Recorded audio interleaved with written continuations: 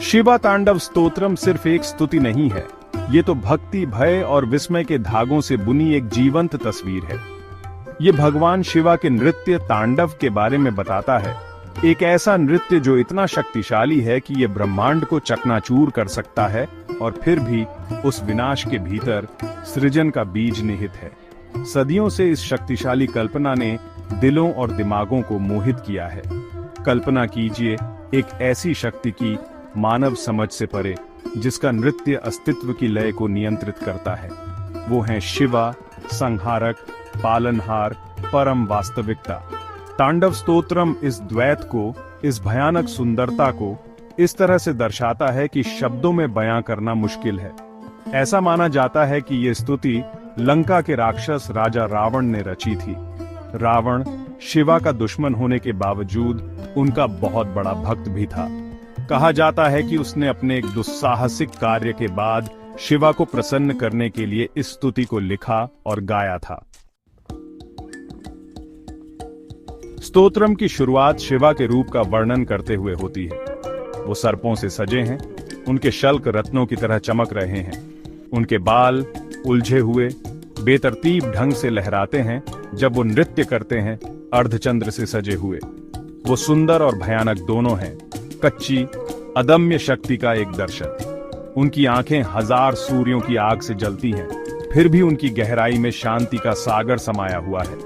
वो विरोधाभासों का अवतार है, तूफान के भीतर शांति, चक्रवात के केंद्र में शांति।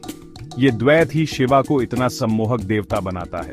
जैसे जैसे स्तुति आगे बढ़ती है, गति तेज होती जाती है, जो शिवा के नृत्य की तेज होती लय को दर्शाती है। पृथ्वी कांपती है, पहाड़ उखड़ जाते हैं और वास्तविकता का ताना बाना ही उधड़ने लगता है। फिर भी इस अराजकता के बीच शांति की एक अजीब सी अनुभूति होती है।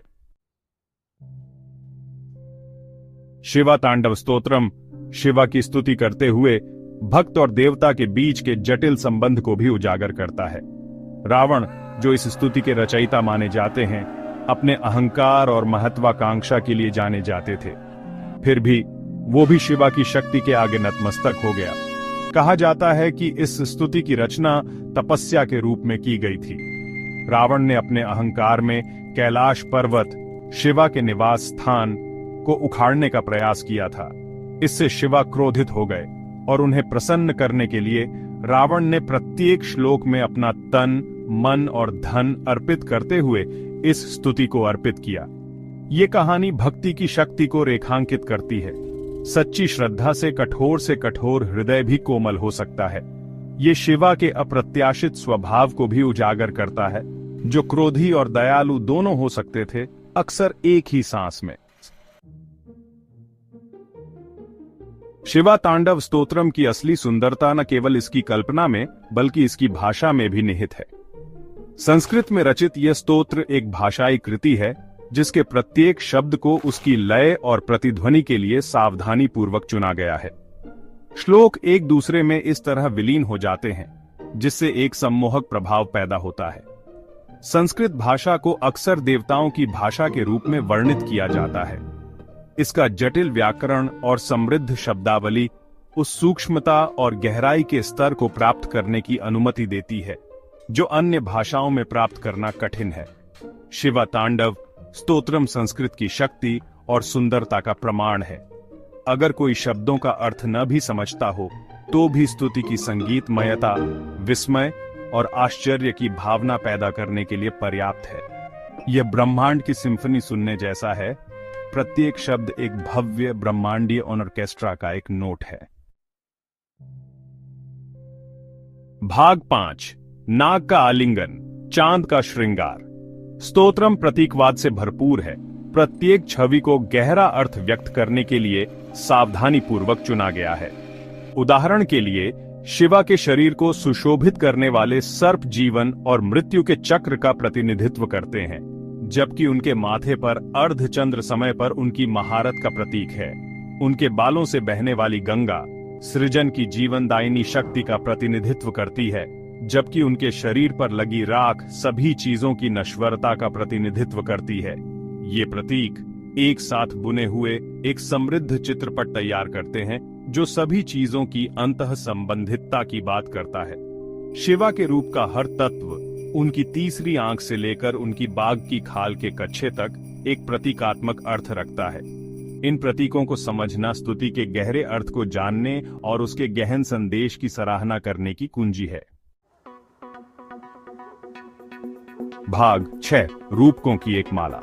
शिवा तांडव स्तोत्रम किसी नृत्य का शाब्दिक वर्णन नहीं है, बल्कि ब्रह्मांड में काम करने वाली शक्तियों का एक रूपक प्रतिनिधित्व है।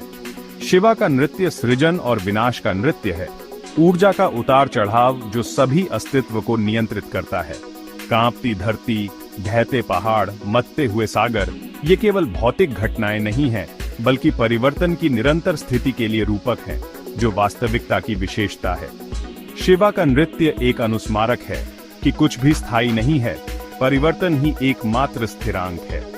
स्तुति के रूपकात्मक स्वरूप को समझकर हम इसकी वास्तविक गहराई और महत्व की सराहना करना शुरू कर सकते हैं। यह केवल स्तुति का भजन नहीं है, बल्कि स्वयं वास्तविकता की प्रकृति पर एक गहन ध्यान है। भाग 7, दिव्य विरोधाभास, विनाश ही सृजन है। शिवा तांडव स्तोत्रम के सबसे महत्वपूर्ण पहलुओं में से एक है, सृजन के लिए एक आवश्यक अग्रदूत के रूप में विनाश का चित्रण। शिवा का नृत्य अपनी शक्ति में भयानक होते हुए भी दुर्भावनापूर्ण नहीं है। यह एक सफाई करने वाली आग है जो पुराने को दूर करके नए के लिए रास्ता बनाती है।